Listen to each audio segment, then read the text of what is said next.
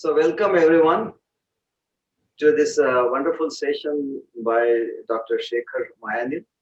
I'm Shri Sabnis. We have the at Shri Yoga. We host different sessions by experts, and also we have yoga classes.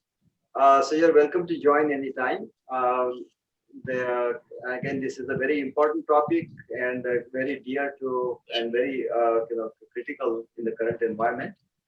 I would have his sister Maruk Sagar introduce Dr. Shekhar. So please mute your devices.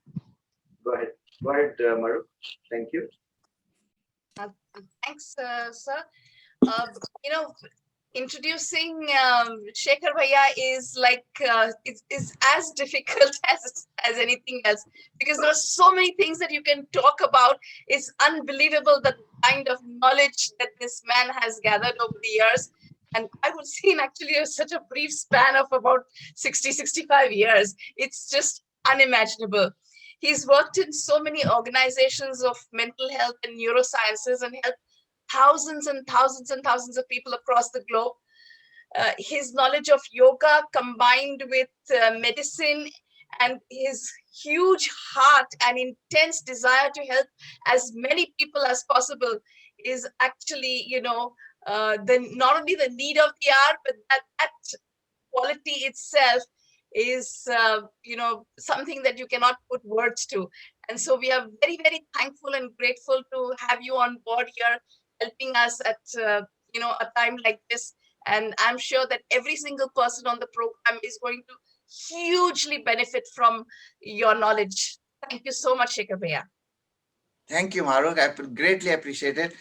Once it comes from your mouth, it's just like I feel like, you know what, uh, just like the whole balloon, like that feels so cozy and happy. Thank you so very much. I greatly appreciate your kind words. And today we are going to be talking about a topic which is uh, extremely critical at this present time. So, yogic toolkit to counter anxiety and depression during COVID-19 crisis.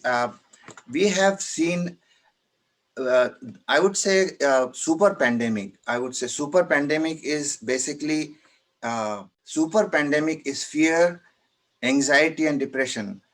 The maybe COVID causes, I mean, this coronavirus fear is so palpable. I can feel it almost from all the way from India right here. And this is exactly what is called a super pandemic. I wouldn't say pandemic level, because fear leads to anxiety, which leads to depression. Fear is like, for instance, uh, in the United States or in UK, there was an upsurge of people having depression. Like in UK, it was in 2000, by June 2020, within the 3 months time itself, there was a 19% raise increase in the level of depression, and in the United States there was a 42% increase. And the best part of it is it tripled in United States, and in not only it three-fourth, like 70% increase in the number of people suffering from depression due to coronavirus in India alone. That is a staggering number. And when I saw this particular news, I said, no, I have to do something, because if we cannot protect ourselves from this fear, the fear will kill us rather than the coronavirus. Right now, fear destroys our capability to handle crisis of any kind. Forget about the virus will come and destroy you anyway. You not only the virus, but your heart, the heart problems will start, your blood pressure will start. So many challenges will happen, and because of that, you will die. And there is not very many people who are dying out of corona. They are coming out of it, but people who are dying out of heart attacks, of various clotting situations and all that, they are the ones who are dying more than just the coronavirus. So what exactly is fear, anxiety, and depression? They look synonymous in nature, but what exactly are they? Fear is let's say if you are sitting in your comfort of your home, and suddenly somebody comes up with a scorpion, in even if a toy scorpion, and you feel like high, like surge of energy comes, like the adrenaline rush you call it, right? So that is fear. Now if somebody says there are at least one or two scorpions in this whole house somewhere, do you know what that will do? It will cause anxiety. So you are not in a position where you have adrenaline is high suddenly, but there is a high adrenaline maintained for a long period of time, because you don't know where the scorpion is coming from. That is exactly what COVID crisis is all about. When somebody says, they, if you go out, you might be infected. If you sit at home, if you hug your child, you might contaminate him, or he might contaminate you, or whatever might. So that leads to sustained excessive worry, sustained fear, I would say, right? The corticosteroids are so high, and the worst part of the anxiety is that it is the ultimate thing I have seen. One word consistently from all my friends or whosoever I've been talking to, a feeling of helplessness. Helplessness is, I cannot do anything about it. Like if there was a scorpion, if I can see the scorpion, I can kill that. But you cannot do that with coronavirus, right? Feeling of total restlessness, and that completely, uh, uh, your mental activity is so high, and and and you cannot do anything about it. So you can analyze it all you want. You can do whatever the algorithms, you can figure it out. You can have data analytics coming out. It just does not matter. It still is challenge, right? It does not help anyone. So brain activity very high. In anxiety, nothing gets done. And in depression, the brain activity is so low that nothing gets done. So there is, in both the cases, if you see gridlock, it is purely because of either anxiety or depression or both. So, okay. And depression is when the anxiety is prolonged for a long period of time, so if it is like a month, and if the anxiety prolongs for a month, it leads to reactive depression. Reactive depression means, let somebody die, some very loved one died in your family. What happens? You feel like sort of low level of brain activity. Suddenly there is a depression, insomnia. You don't feel hungry. Don't feel sleepy. I mean, you just lose it.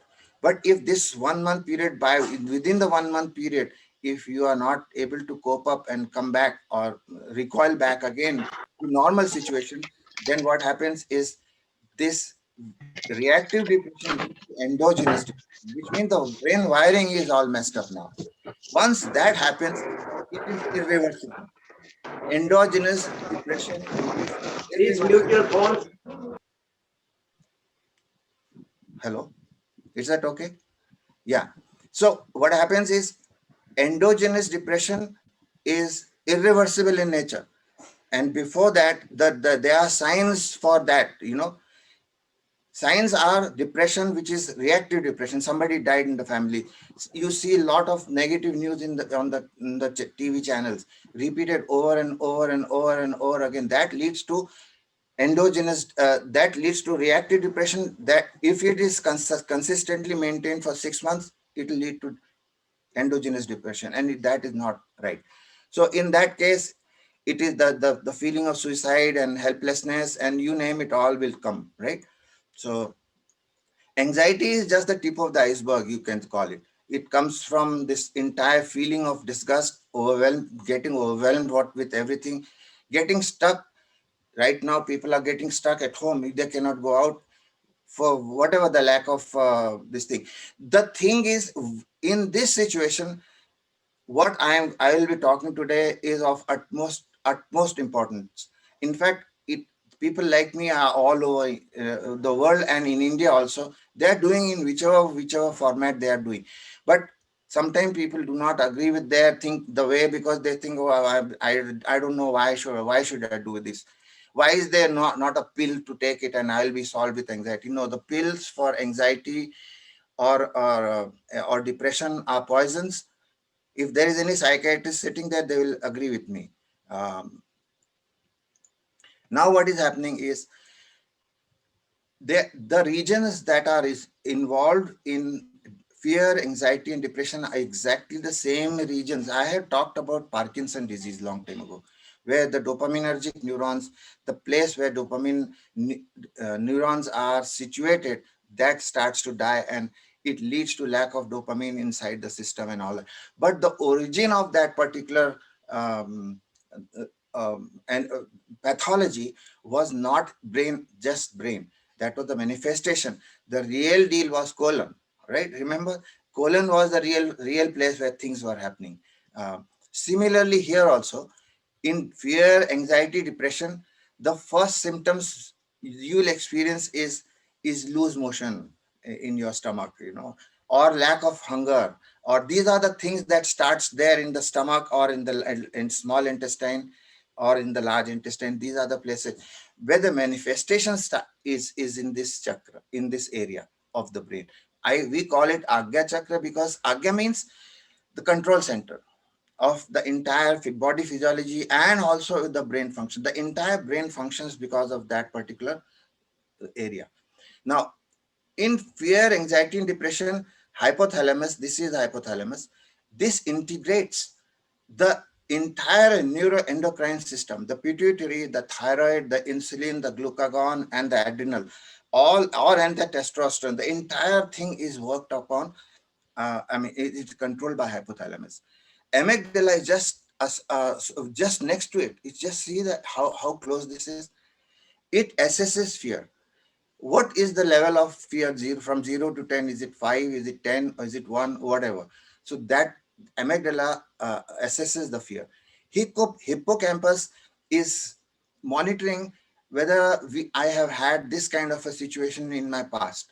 So it remembers everything. It has a contextual conditioning, fear conditioning. Everything is stored there as a memory bank. So hippocampus does that, and locus coeruleus is the major norepinephrine. And of course there is another area which is close by, which is also related to serotonin, norepinephrine, dopamine, and several neuropeptides. They have the home for synthesis for the brain is right here. So all these things are when the neurotransmitter levels are messed up because of endogenous depression, the entire brain wiring gets altered. So this is exactly what happens in the normal person. This is the brain activity, and depressed people, this is the brain activity. Now, stress.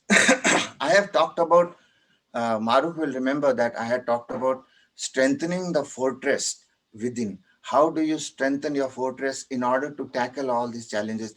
Long time ago, last year itself, I had talked about this sometime in the month of April or so, where when this pandemic started, and in United States, 92,000 people had just died in a period of 2 months.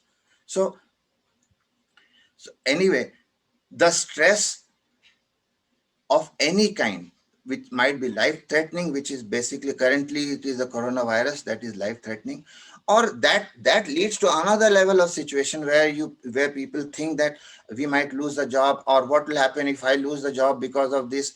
If I have to stay at home in the lockdown situation, there is no productive. Somebody is a business person, entrepreneur, they say I can't go and talk to people, I cannot do my selling, I cannot do this. So that causes immense amount of stress.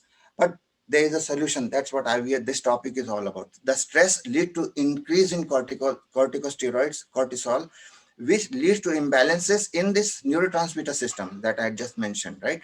Which leads to lot of this growth factors reduction in the brain, and of course leads to a lot of endocrine abnormalities, all kind of neurotransmitters, and everything else is out of whack actually, right?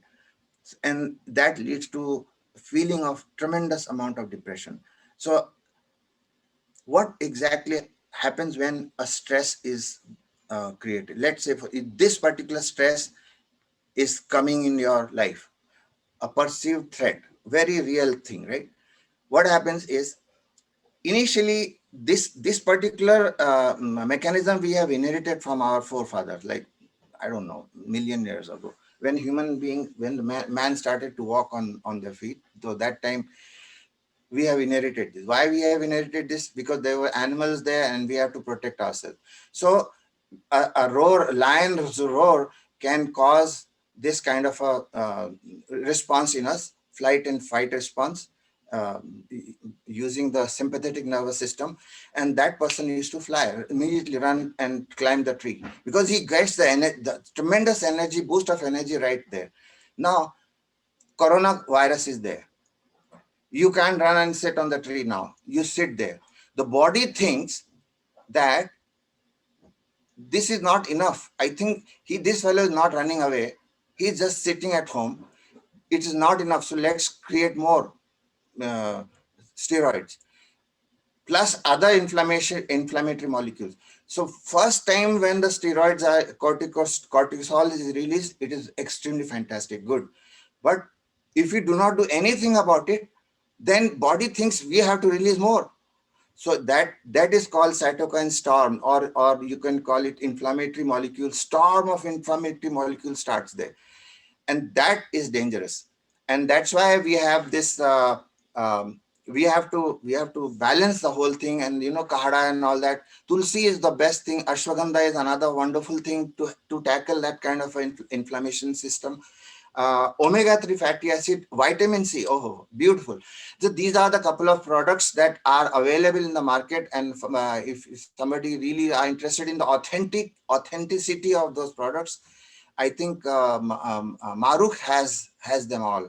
So she can lead you to figure out if there are any the best possible products of to handle all the initial crisis, the inflammatory crisis. She has them, so she can be of help to anybody. Okay, that leads to what happened. They said, when you buy inflammation in your system, anxiety, adonia, and depression, you get together side by side. They just come. So how that does that happen? Neurocircuitry is altered, neuroplasticity is decreased. Neuroplasticity means neurons making more and more connections. When that happens, there is no communication between the neurons. The left brain doesn't communicate with the right brain, the right does not communicate with left. So this is all that is happening currently. So that causes the entire system to the brain to collapse completely. And the first place where you should immediately, without fail, tackle is inflammation. Or whenever the stress happens, immediately do something about it. Rather than do something about means, the brain should think that you are doing something, means you are trying to run away, run. So when the stress happens, do some yogas and do some you call it, the brain thing, oh, this fellow is trying to run now, let's not unnecessarily flood the system with cytokines. So in the shower, the you can call it cytokine storm, should not happen in that person. Okay, so there is a yogic toolkit, which every yogasana that I am talking to you has a specific origin to it. So the goal is to do what? To make our control center work again in full throttle, right? To make our control center work in full throttle. So we have to start as to where and how to get that going. So I have studied this for a last, I don't know, 35 years, when I was teaching anxiety and depression at NIMHANS in Bangalore. So I had to take only 7 classes on this subject, and each class was 3 hours long. So plus the discussion, the entire day we used to discuss this topic. So from that day onward, I was trying to understand how we can get this yogic concept going into the thing. So now I have perfected that concept, and thankfully, because that's the only way to do it. So let's do I'll show some pranayam right now. Okay. So these are the couple of pranayams that has to be done in this sequence. If you do Brahmari without Bhrastika, it's not going to help. If you do Kapalbhati without Bhrastika, it won't help. If you do anything without this sequence, it's not going to help. So I'll be talking about this sequence. And then, of course, if somebody has anxiety, which is basically almost everybody in India right now is having, 100%, I would say, not except for yogis. Only yogis are not having anxiety right now. Everybody is having anxiety. So anxiety is basically, when you have anxiety, you do left nostril breathing, right? First, initial increase in like inhale, exhale with the left nostril. If you have a depression, which means you just don't care. Now that is a situation where you just, yeah, whatever. Let the whole world die. I might as well die. That type of death, thinking of dying or thinking of committing suicide or thinking of just cut it out. If that is happening to anybody, let's start with right nostril breathing right now. Okay, we have to activate your left brain. In anxiety, we have to activate your right brain. So this particular thing has to happen. Okay, now, and after that, I will talk about various exercises in the sequence. This is the sequence we have to use, not the last one first and first one last. There is a particular sequence which I have come up with, and it is not just, sorry, it's not just mine. It is published literature also on this concept that has more validity to the thing. And I have also added few more, even more powerful tools into this. So you will get to know all that. So these are the things, and let's do the thing. The real appreciation of Yoga Vidya. This is a brilliant science, far more superior than the Western objective science that we have ever looked into. There will be more appreciation and more curiosity to learn yoga vidya now than any time in the history of mankind. Just watch this. Probably this yoga vidya and all that was created like several centuries ahead of time. They're far away ahead of time. Then, so the best way to appreciate Yoga Vidya is practice, do this pranayama and yogasana every day, because this is a subjective science. Okay, it has nothing to do with objectivity. So I'll stop sharing, and let's get the job done.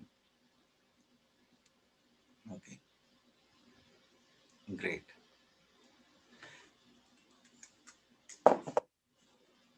So I'll just take about half an hour to start this. The entire process is going to be not more than half an hour, I would say. So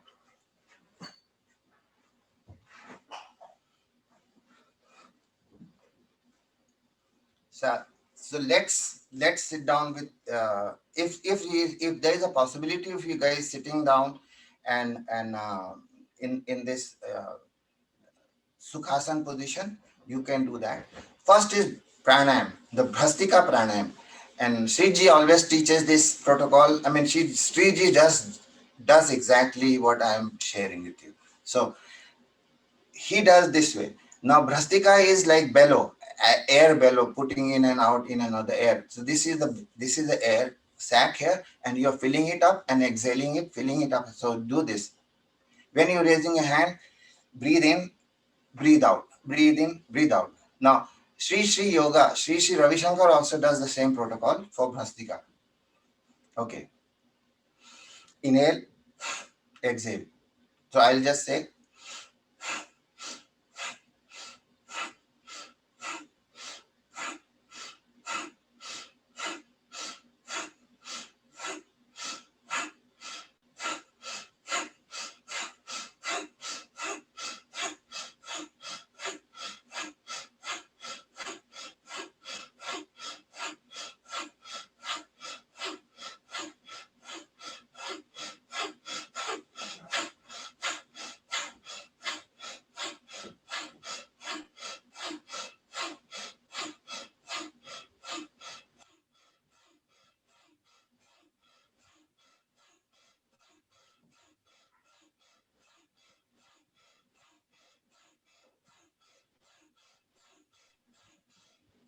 so do 50 times this thing.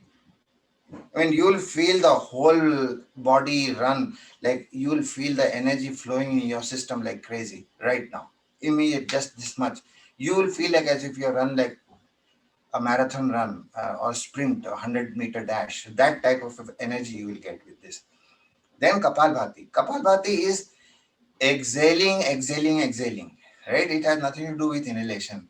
So what it is basically, you take a deep breath, exhale, and then you use your abdominal muscles and the diaphragm to push air more out. So what it does is gets these alveoli in the peripheral corners, in the remote corners of the lungs, which never receive oxygen or never do anything. You are making them activated so that they start to say, okay, because their oxygen is not there. They are sitting in lit carbon dioxide atmosphere. So push that out somehow. So this is that's the goal of this one. Okay. Inhale, exhale, and use this abdomen muscle, push it behind like this, push it towards your spine, right? That's what you do. Right, again, I'll start again. Exhale, exhale, exhale.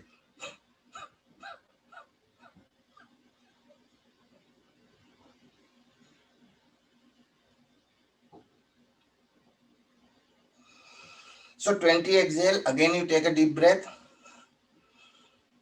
exhale, and exhale, exhale, exhale 20 times.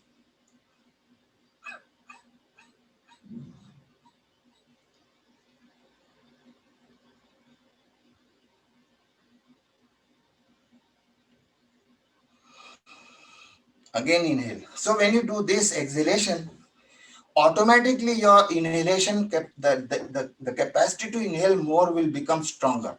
So you will inhale more now. Just after exhaling like this, when you inhale after that, you can really fill up your lungs. Again.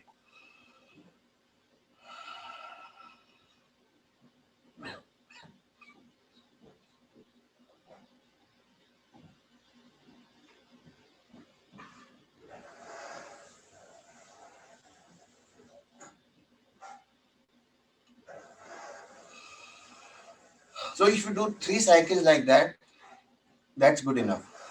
Okay. Now, Anulom Vilom. Another important thing is, before doing Anulom Vilom, you just see which nostril is blocked, right? Most of the time, not everybody has both the nostril open all the time. So it alternates. The whole day it alternates, right? But for this program, for pranayam, you have to make sure that both the nostrils are in sync. They are working perfectly okay. So if you have anxiety right now, everybody have anxiety. So just do this inhalation, exhalation.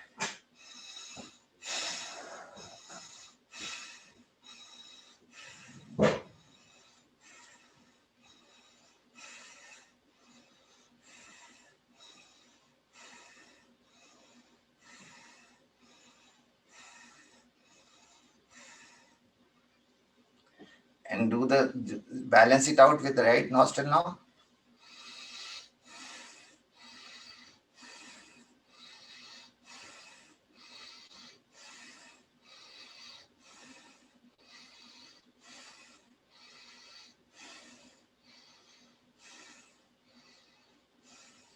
So balance it out.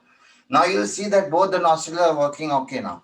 Now do the Anulom Vilom. Anulom Vilom is alternate nostril breathing. You inhale through left, exhale through right, inhale through right, exhale through left, inhale through right. That's a alternate breathing. So let's start that. So do, let's say, 40, 50 Anulom Vilom is good enough. Inhale, close the right nostril with your thumb. Inhale and hold and exhale with left. Sorry. Exhale with right. Inhale with right. Exhale with left.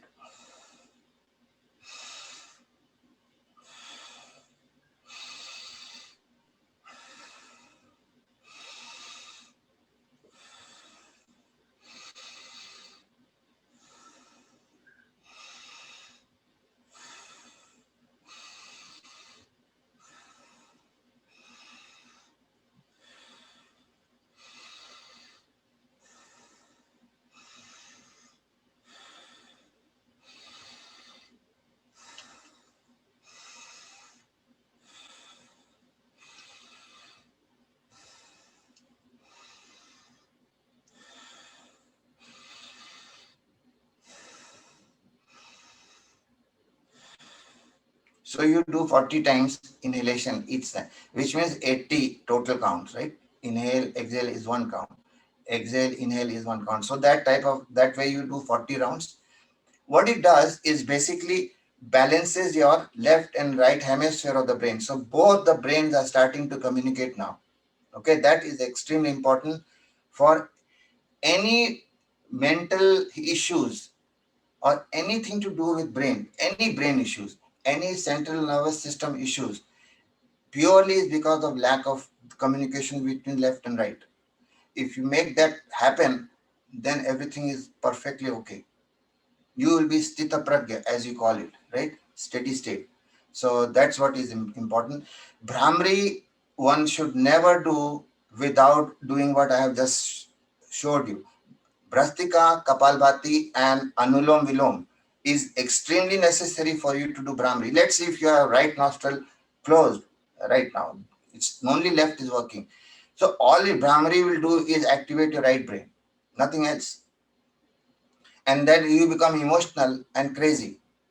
And there are a lot of people in my all over the world who have gone into psychiatric help after doing Brahmari is because of this. Okay, they go nuts. Or if your right nostril is perfectly functioning and left is blocked, and if you do Brahmari, you will become nerd, totally illogical, and paralysis of analysis will happen with that, or analysis of paralysis, whatever that is. So this is bound to happen to those people who have both the nostrils not open. Hence, please make sure both the nostrils open before you do Brahmari. So how do you do Brahmari? Brahmari is the Maha Mantra of the time. It creates your own nitric oxide levels. How? By increasing the nitric oxide synthase enzyme in your system, which uses arginine from your diet. Which diet? Walnut diet, almond, walnut, peanut. All the nuts have rich pomegranate. They have rich in arginine. So very rich in arginine. That is what causes the, the nitric oxide synthase makes use of that arginine to convert into nitric oxide. Nitric oxide is a sure shot poison for the entire coronavirus. It cannot survive. Nitric oxide is a sure shot poison. Right away, one should be uh, doing this Brahmari without fail. Okay, so please do that. Second thing is how to do Brahmari. With your middle finger, close your eyes. Gently press your bone here, this one. Keep your index finger on top of your eyebrows and the thumb closing the uh, earbuds, right? And then do this. And all you have to do is make that intonation, intonation, a very high frequency, very important. Low frequency may be doing it okay, but when you do high frequency, it has a very powerful effect. Okay. Breathe in deeply and do sound without opening your mouth.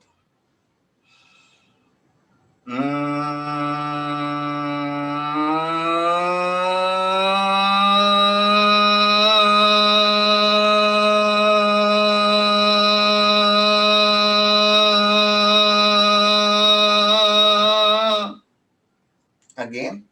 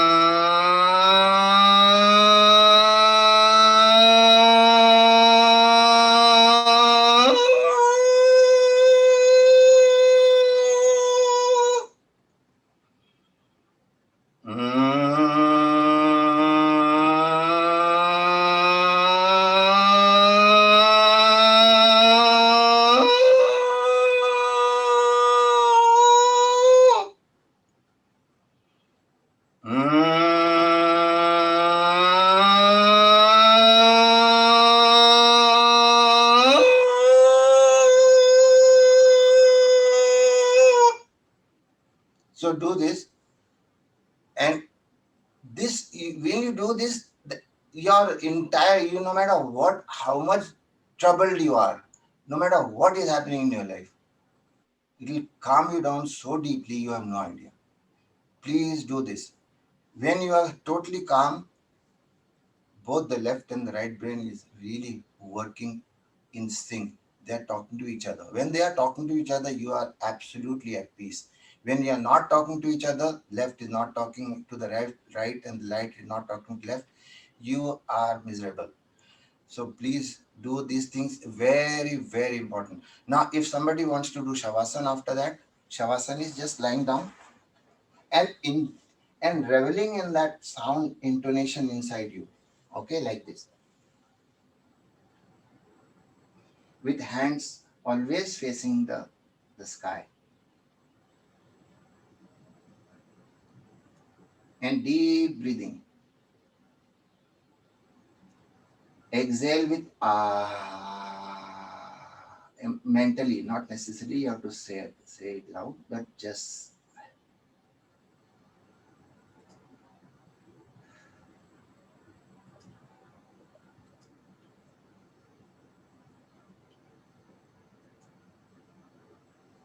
so few seconds or few minutes you can just lie down.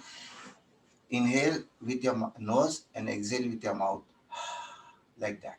So this is what it is. Now let's do the exercise part, the yoga sun parts. Okay, let's do some warming. Now your body is ready to do yoga sun. This is powerful.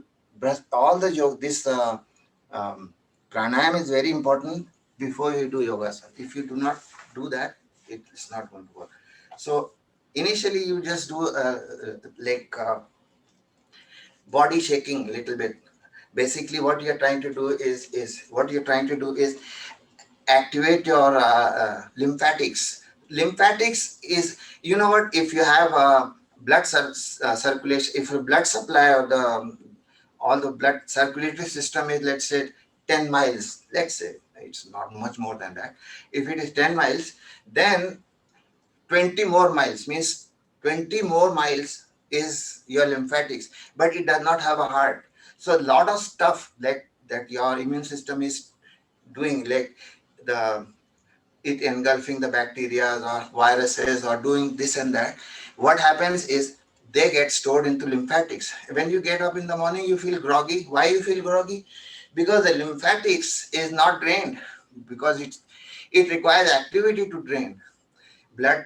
Heart cannot do it for you. So you have to make sure that the lymphatic drainage, which is absolutely parallel to the all the blood supply, all the blood capillaries, arteries and all that, so it needs to get out inside that first. So from the lymphatics, it should go into the blood vessels, and then only it will go to liver and get detoxified and into the kidney and do all. So keep doing this for a while, right? After having done that, do this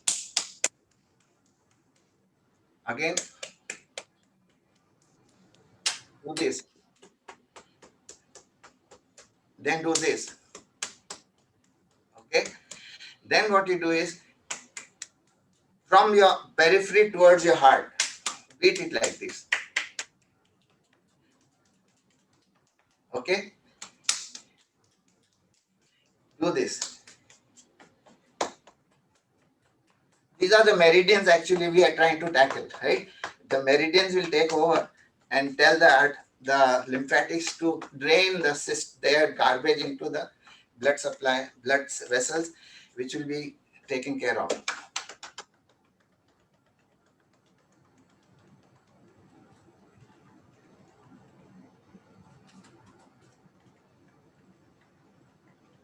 Okay, do this couple of times. Pull your earlobes.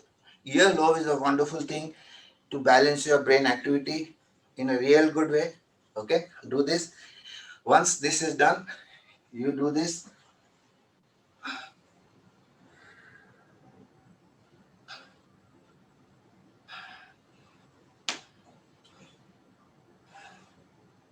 What happens is, lymphatics all over the spine. There is a whole lot of lymphatics sitting here.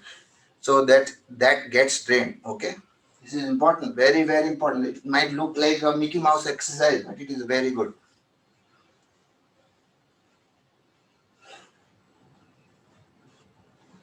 Okay, then you do this.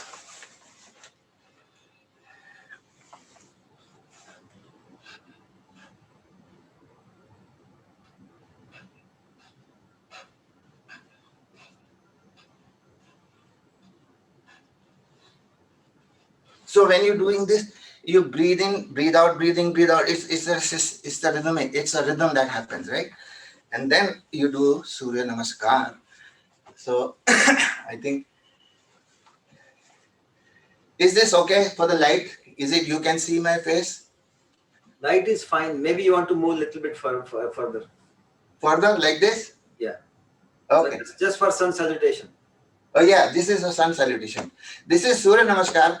This is a very, very beautiful exercise. I would say king of all the exercise. If you cannot do anything, you do Surya Namaskar 10 per day, increase with 1, 11 next day, till you reach, let's say 50 gradually. And stay at 50 for 2 months. And again increase it to 1 every day. So that way, fantastic. Okay.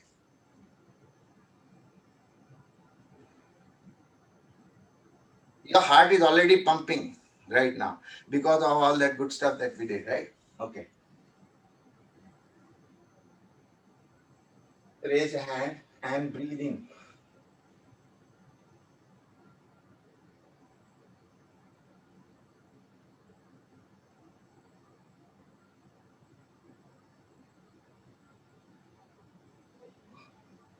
Breathe out.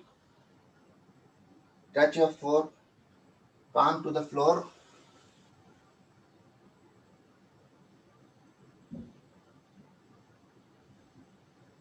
Left leg back.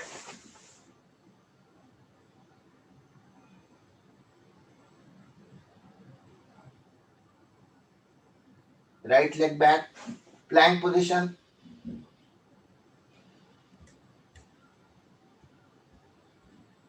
Knees, chest, and forehead on the floor.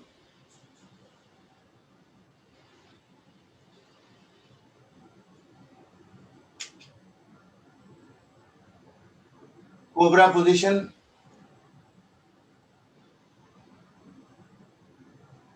Inhale deeply and stay there for a while.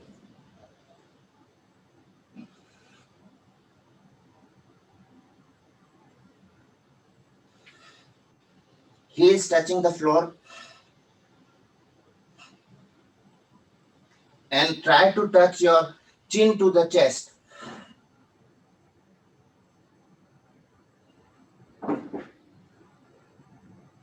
Left leg forward, parallel to the hand actually.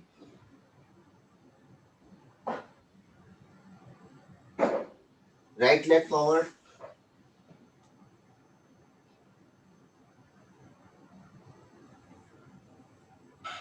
That is one round of Surya Namaskar, okay?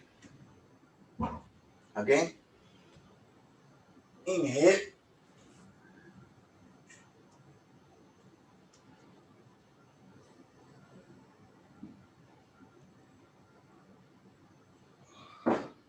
Exhale.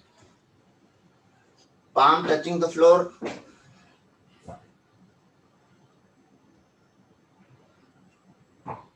Right leg back.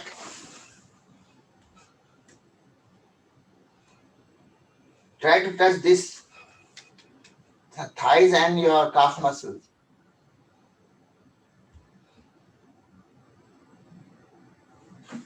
Plank position. Knees, chest, and forehead on the floor.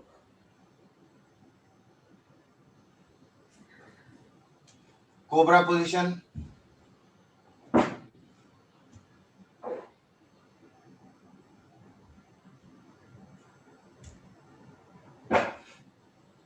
Heels to the floor and chin to the chest.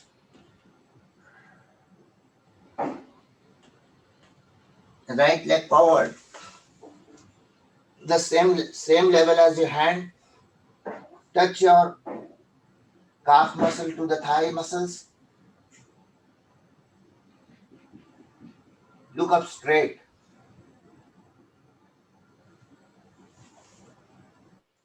left leg front, stay there for a while.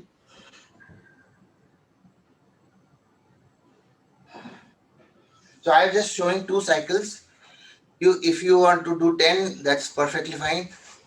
Just gradually increase. Don't do suddenly 200 and then next day nothing. So don't do that. Okay. Next one is Bandha Konasana. Now what is happening is Bandha Konasana does, what it does is it activates the Muladhara chakra. Take this, keep it like that. Bring your heel as close to your body, right? Then what you do is do one or two left and right like this, right? So you will know you will have the back muscle working very well. The lower back muscle, lowest of the lower back muscle working very beautiful. You will feel it. Okay. You do normal breathing. Do this, right? After that, do this butterfly.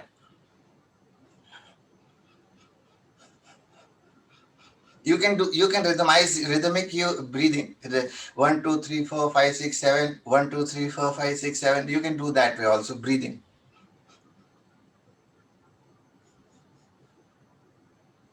Inhale, exhale, 1, 2, 3, 4, 5, 6, 7. Inhale, 1, 2, 3, 4, 5, 6, 7. Exhale. That way you can do. You can just have fun with this. So this is Bandha Konasana.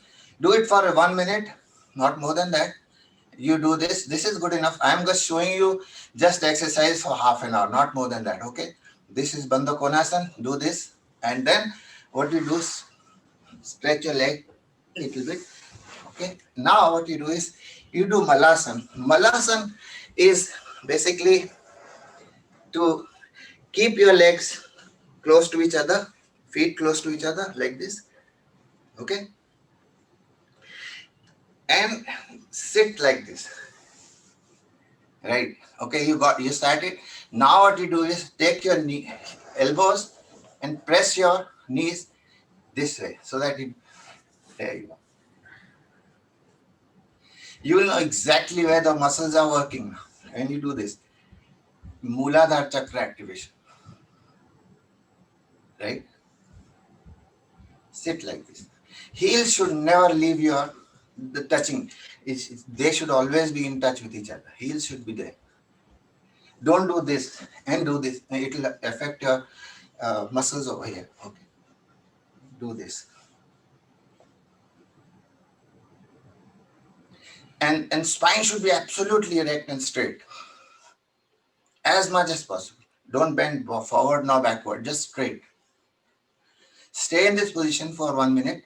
Not more than that. Keep doing deep breathing. Okay. Good. Now Shashankasana. Shashankasana is a rabbit pose actually, or you call it baby pose. So sit in Vajrasana like this. Okay. And take your hands all the way up. Inhale deeply and exhale like that.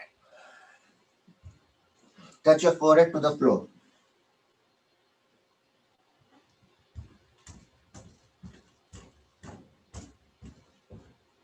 Then at the place where your hands are, you see at this position you can do deep breathing and exhale, inhale, exhale, and all that good stuff. Keep your hand where it is and then come back, like come forward and do a Bhujangasana.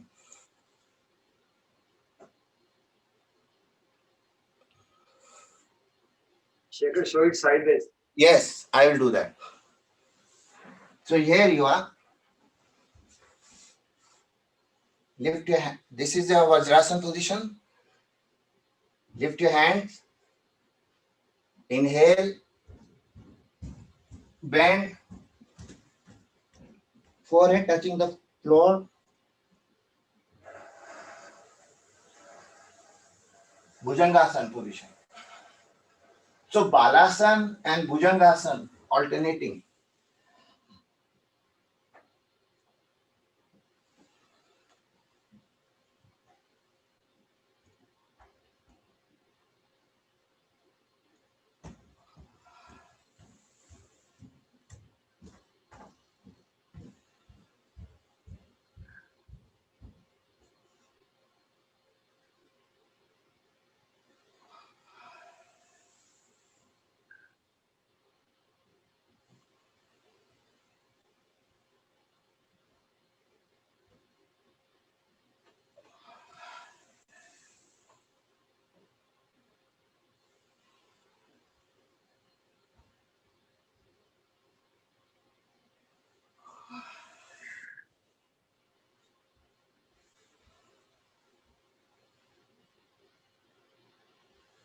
So you can do this for 1 minute or 2 minutes if you can. Yeah, because it is 2 asanas, so 1 minute, so total 2 minutes. Just alternate Balasana and Bhujangasana, right? And then what you do is, now what we are doing is, first we activated with 2 yogasana, we activated the Muladhara. Now this is activating this chakra, Swadhisthana chakra, and little bit Manipura chakra. So there are 2 chakras which get activated now, right? Dhanurasana is another one. I'll show the sideways position. Lie down on the floor like this. Lift your legs like this.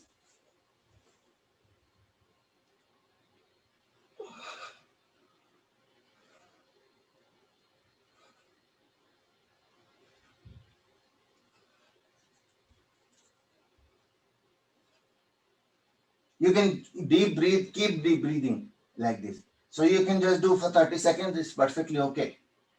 Pull your legs behind, real tight.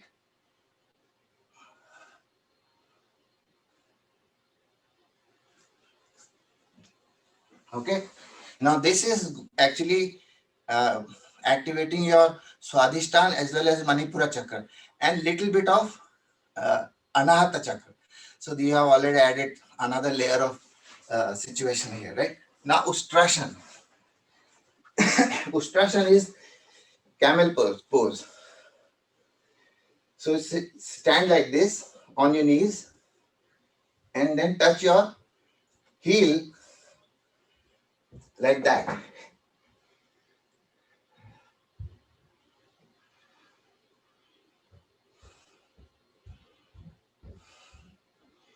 Look back as much you can. Stretch your neck all the way in like this.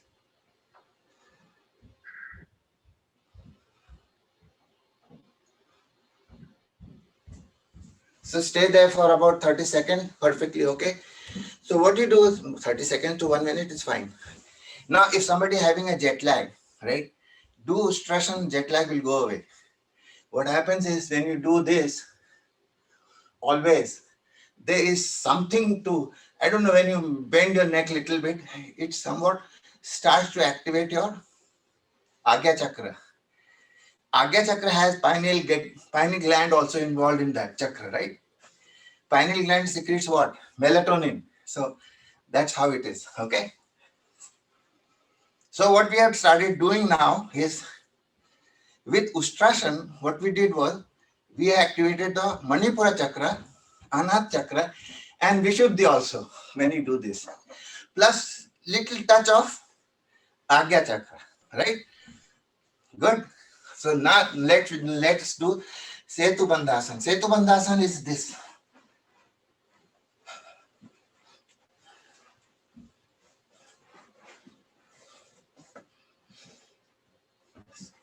Bring your legs close to your body like this. Very close. You can almost push it like this. Right? Now what you're going to do is you are going to lift your hips up. Keep your hands like that. So what you're trying to do is you're lifting this up, pressing your neck like this, which so that your chin touches your chest. That is important. You have to push this so much that it should create a constriction here in your throat. Okay. You want to make it even further, degree of difficulty, higher degree of difficulty, you can take your hand and you push it like that further. Now you want to take one notch up, you can do this.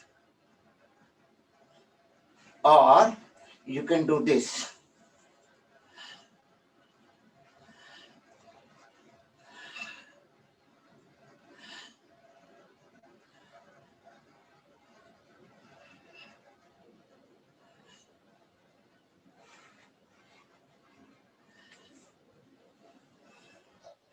Stay in this position for 30 seconds to 1 minute. It's perfectly okay. Okay. Now, my favorite one,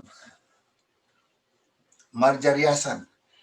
Marjaryasan is a cat cow position. Now what in this Setu Bandhasan, what you did was you activated your Anhata Chakra, Manipura Chakra, Swadhisthana Chakra, three all activation. At the same time you did this, pressing it. So Vishuddhi Chakra got activated now. And since your head was all the way like this, pressing, so a little bit of Agya Chakra also. So this is very important. Cat cow position. Do this. Inhale and do this. Sorry.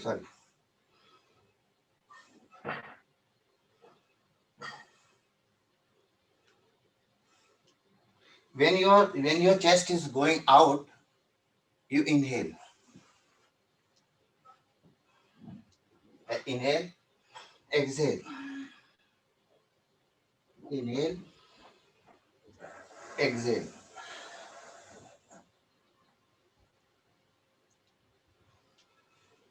Inhale, exhale.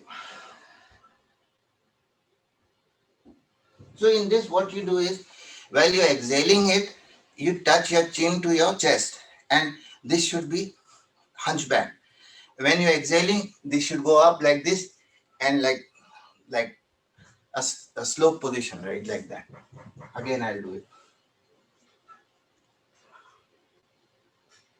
Inhale, exhale.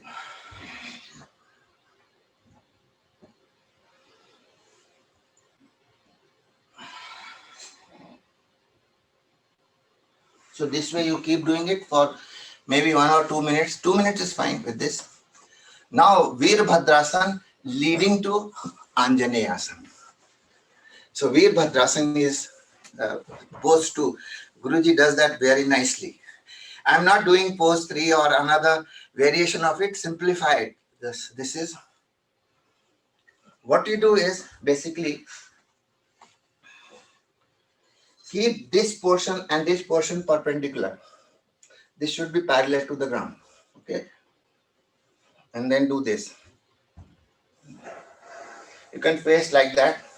This is a warrior position. Now, in the same position, what you do is when you bring your hands and do this.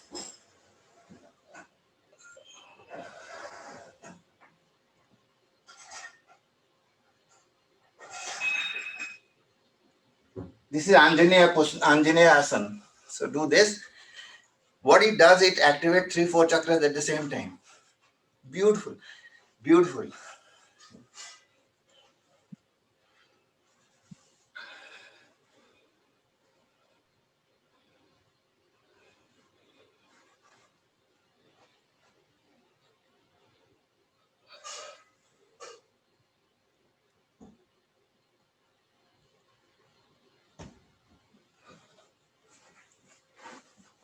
Okay.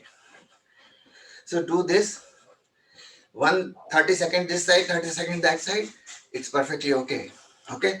So what you did was Veerbhadrasana coupled to Anjaneya Asana, right?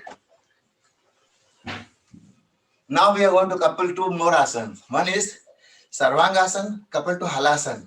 Okay. In Sarvangasana, what you do is you lie down, you lift your leg,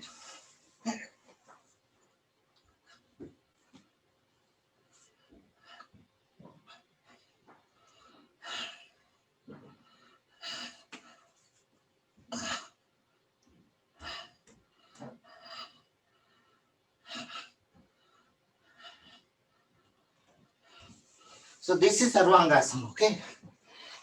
So if you do Sarvangasana along with Halasana, this will be like that.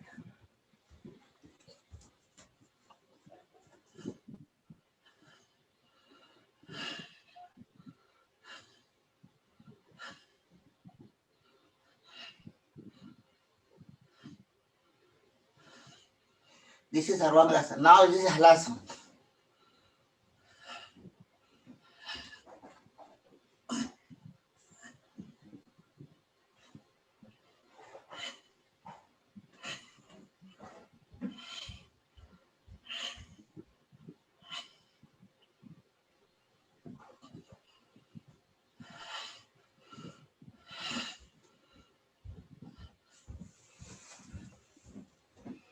So in Halasana, what we did was we pushed our whole body by constricting the throat real good. And at that time, when you breathe in and out, you'll know it is the sound that creates that friction. That is the real deal. That activates the throat now, or the what do you call uh, what is this chakra? So, not Swadhisthana. I forgot. Vishuddhi. Vishuddhi chakra. Vishuddhi. Mm. Vishuddhi chakra. So Vishuddhi chakra gets activated. By this time you're all right. I tell you what. Now the king of all the asanas, the super king. In order to get what I am going to be doing now, you do need to do all this to get the point. Mahamudra. This is so what you do is take your heel close to your groin or just below that, and then with your both the hands touch your feet like this. Actually clasp it like this, right? And when you're doing that, what happens is this abdomen is kind of pressed in, right? This causes you to constrict your pelvic floor. When you do this, pelvic floor gets activated, constricted. This particular Manipura chakra and Anahata chakra gets constricted like this, and throat. You are going to do touch your chin to your chest inside this hollow cavity like this. So 3 locks, 3 bandhas. One is the root lock, then there's abdominal lock, and then the throat lock. 3 locks happens right there. So what you do is inhale first, then exhale, and then lock 1, 2, 3 simultaneously, one after another. Inhale, lock, and pull your hand like this. So spine should not go like that. Spine should be straight. Like again, I'll tell you. Exhale, hold,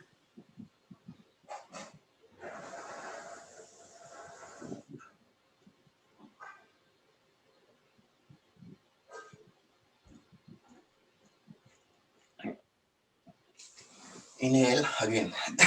Good enough. Again, do the same thing with the opposite leg. Inhale, exhale, hold, lock, 1, 2, 3.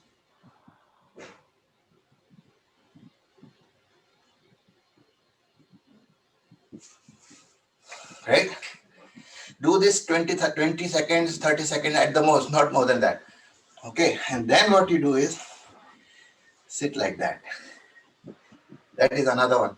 Now what you're doing is you're actually pressing your lower center with your left heel, and then that is the position where you need to lock, right? And then when you're doing the forward bend, I'll show you. Your abdomen will touch the right heel, so where you will know exactly where to lock. This. When you do this, you will know exactly where to lock. Sometimes most people have especially I was very curious to know which is the position where I need to lock. So the lower heel locks your lowest, the root chakra, and this particular heel hit this abdominal portion. When you bend like this, you'll know it. And then when you're touching the forehead to the floor, this will get locked also. So 3 locks right away. Again, deep breathing. Inhale, exhale, lock 1, lock 2,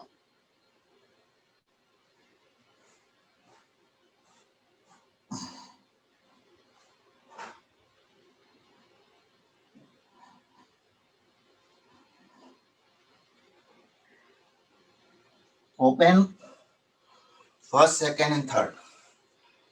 Good. So you do this 2 times, not more than that. This is good. Very, very strong, powerful exercise. Extremely powerful. When you do 3 locks at the same time, you know what energy is. And you would have taken care of Agya Chakra. Now Agya Chakra is in control. You have given its full power to it, and that's what it is. And after that, you do Shavasana. Very important asana. Earlier, I used to love Shavasana only. Okay. So do this. You're actually right now I'm sweating. And over here it's about 66 degrees room temperature. And I'm sweating.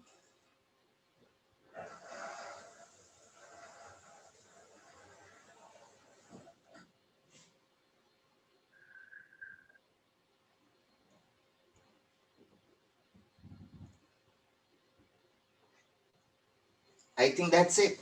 You can extend your Shavasana to as much as long as you can. But for the video time, I think I need to. Oh, I have gone beyond time a little bit. So anyway, this is it. And thank you so much, everybody. Now, somebody who has other programs going on, other situations, can go ahead. And if somebody has any questions, I'm very, very happy to answer any one of those. Thank you so Shekhar, much. very much. Thank you, Shekhar, for the wonderful session.